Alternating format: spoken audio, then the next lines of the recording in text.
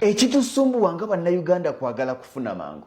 Abantu bangi bali e Uganda balemereddwa okugaggawala n'okukyusa status zaabwe kubanga buli lwafuna omuntu eyandimwesigisiza ensimbi eyandimwesigisiza business ayagala kumukwakkula.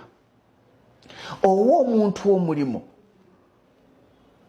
ng'osuubira nakukolera ebirungi ne muteesa n'omugamba nti njagala sente bwe ziti n'ozimuwa.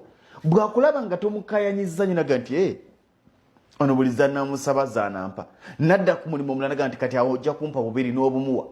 Okudda ku mulimu ogwokusatu omulimu ogwandibadde ogwakakadde akusaba busatu neerabira nti ogwo gumugobye mu bulamu bwo nga tonnaba kwefuula nti gwategeera ennyo. Njagala nkubuulira ekintu kimu muganange, abasinga ekibalemesa okutambula n'abantu abasobola okukyusa obulamu bwabwe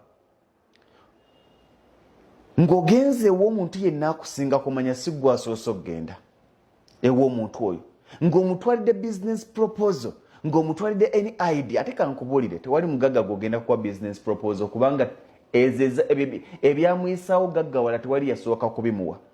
Abantu bagamba nnyo nyina business proposal, nyina amagezi ge njagala okuwa gundi, njagala gamugaggawaze. No, lwaki gwe togewa ne gaggaggawaza?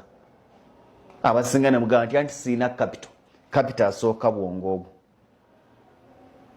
Kakati abasinga amala okukola emirimu ebiri omugagga nga batambula bulungi olwo atandise okwesiga ku mulimu ogwokusatu n'okiyiwa nga weerabidde nti ogwo omulimu gw'omuseera waliwo bangi abaagulaba ne bagumusaba ku ssente entono.